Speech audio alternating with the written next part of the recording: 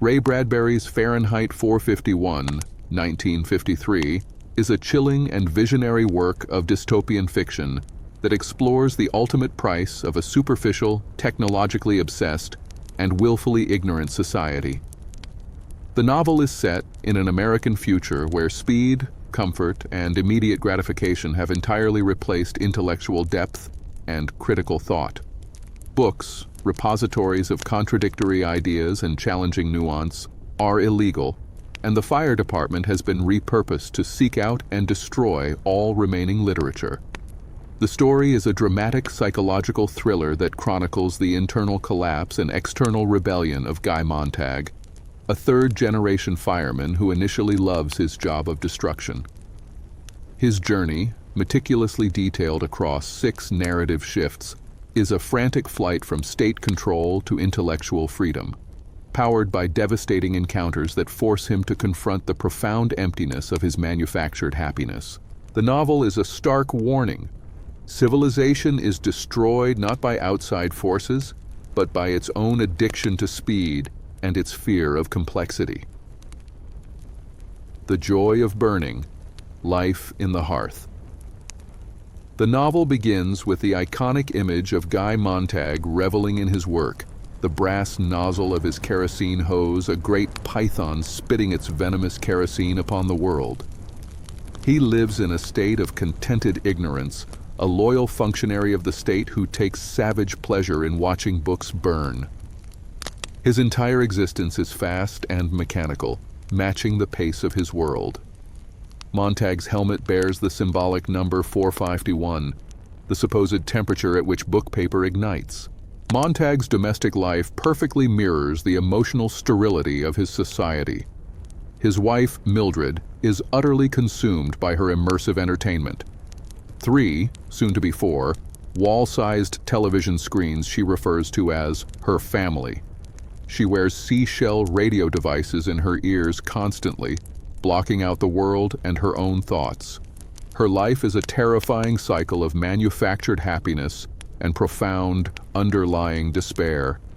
This emptiness is violently exposed when Montag returns home one night to find Mildred has massively overdosed on sleeping pills. The indifferent, mechanical technicians who treat her with specialized stomach pumps and blood transfusions treat the event as a routine occurrence, up to 10 such calls a night, highlighting the widespread systemic unhappiness in their society.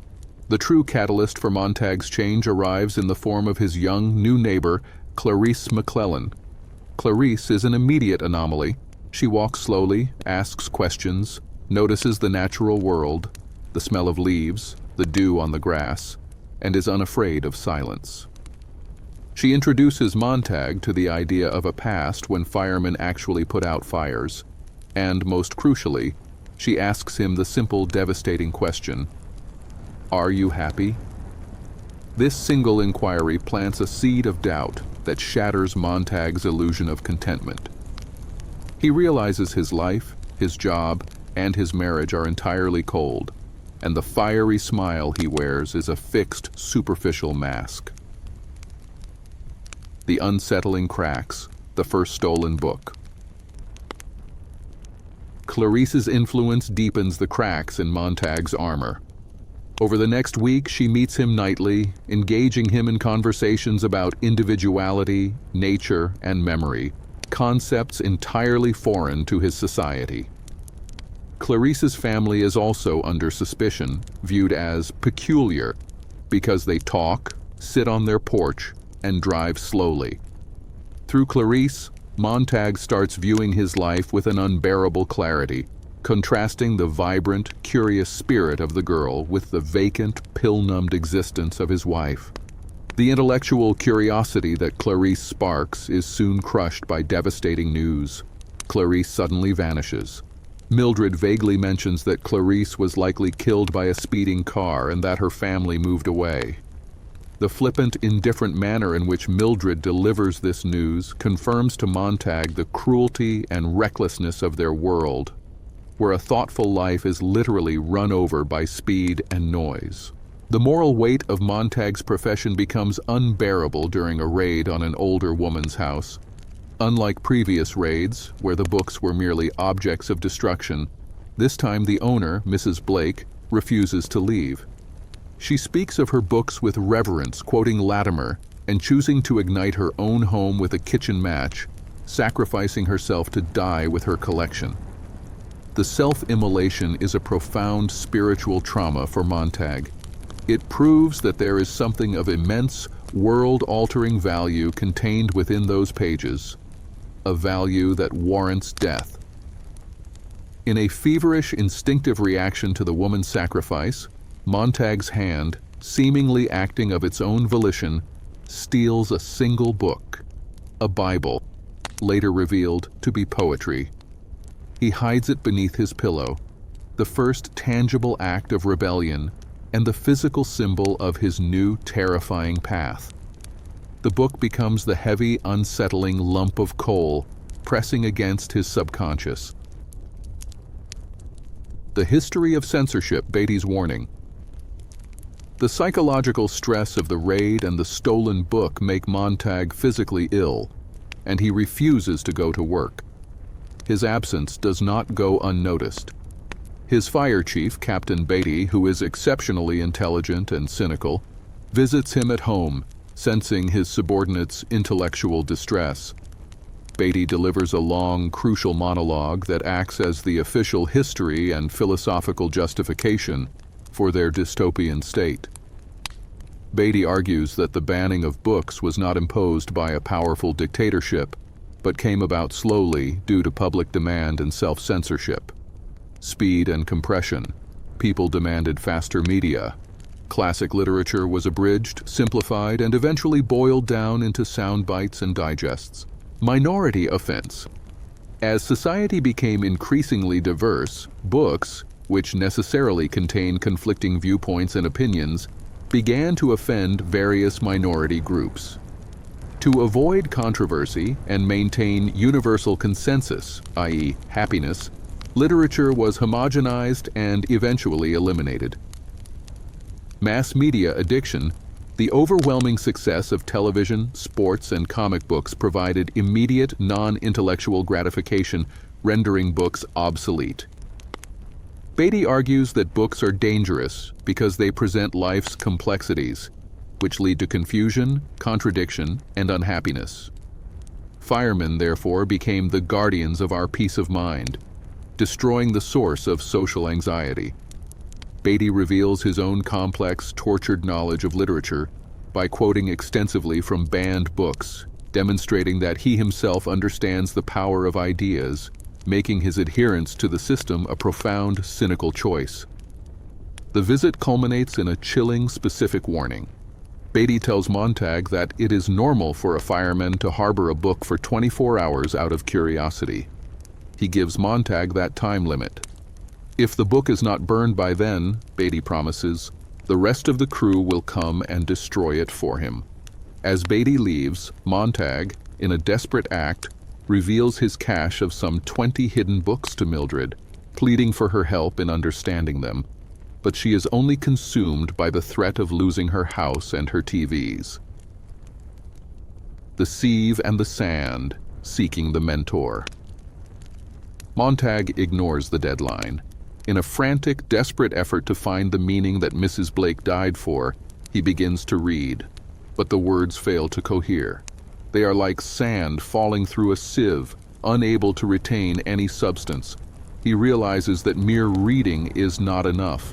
He lacks the context, the time for reflection, and the critical framework necessary to understand the complex ideas. He remembers an encounter years ago with Professor Faber, a former English professor.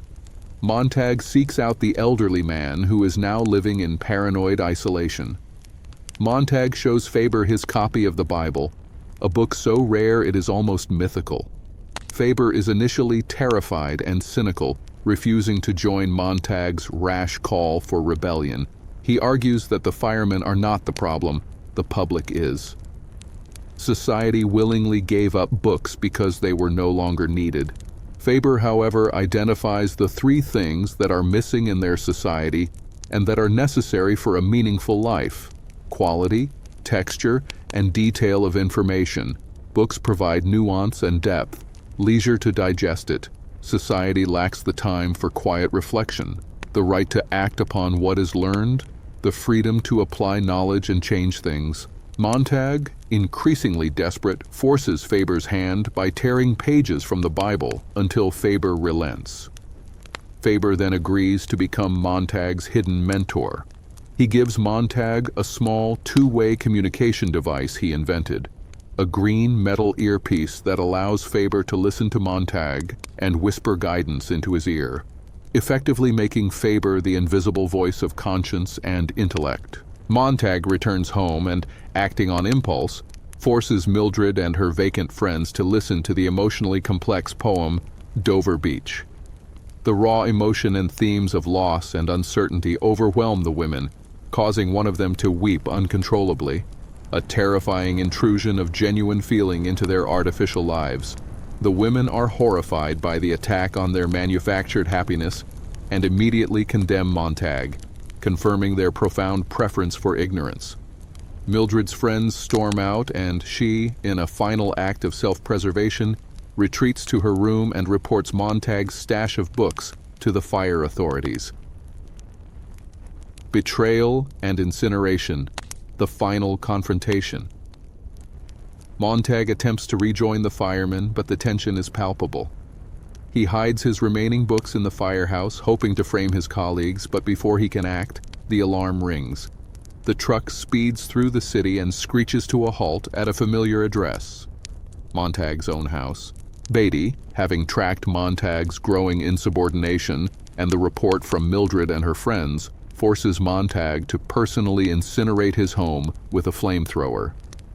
Beatty is fully aware of Montag's alliance with Faber, having traced their communication back to Faber's house, and taunts Montag with sharp literary quotes, demonstrating his own tragic intellectual waste. In a pivotal moment, Beatty strikes Montag, causing the tiny earpiece to fall out.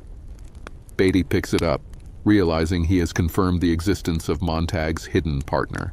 Montag, now utterly detached from his old life and pushed past his breaking point by Beatty's cynical cruelty, realizes he has nothing left to lose. He sees Beatty's philosophical self-hatred and understands that Beatty wanted to be destroyed. In a flash of decisive action, Montag ignites his flamethrower and kills Captain Beatty. He then turns the flame on the mechanical hound, the state's terrifying robotic enforcer, destroying it as it injects his leg with a crippling dose of anesthetic. Now a fugitive and a murderer, Montag flees into the streets. The entire nation's media apparatus immediately turns the chase into a televised spectacle. Montag narrowly escapes to Faber's house, where he gives the terrified professor money and instructions on how to cover his tracks and escape before setting off toward the river, following Faber's earlier guidance to find the book people. The flight to rebirth, the river, and the book people.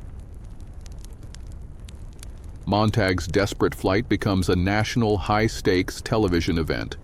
He is running from the police, the mechanical hound, a new, faster model has been deployed, and the collective, mesmerized gaze of millions of citizens, including a moment where he nearly dies in a mass citizen hunt.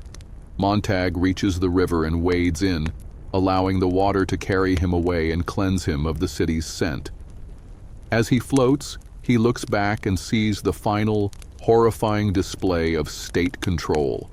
To ensure the viewers get their satisfying conclusion, the authorities corner and viciously kill an innocent, unconnected man, misidentifying him as Montag, and declare the fugitive dead.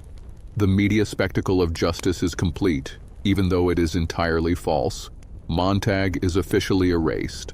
He emerges from the river into the silence of the wilderness and eventually finds the railroad tracks, meeting the book people, a decentralized community of intellectual dissenters. Led by a man named Granger, this group has devised the ultimate form of resistance. They are living libraries. Each member has dedicated their life to memorizing an entire book or a major work of literature, awaiting the time when the culture is ready to welcome knowledge again. Montag is welcomed and reveals that he has partially memorized the book of Ecclesiastes. He joins them just as the final crisis arrives. The city, which has been involved in a perpetual simmering war, is suddenly and completely annihilated by enemy jet bombers. The nuclear blast wipes out the entire civilization Montag escaped, incinerating Mildred and the world of the parlor walls forever. Montag and the book people, survivors in the wake of total collapse, begin walking upstream. Granger emphasizes that their role is not to simply remember the past, but to learn from it, to rebuild a society that remembers its mistakes. Montag, who began his life with a fire that destroyed, now walks toward a new fire, the fire of knowledge and rebirth. The journey is not just a survival story, it is a promise of renewal, with Montag leading the way toward the ruined city to rebuild civilization, one remembered word at a time.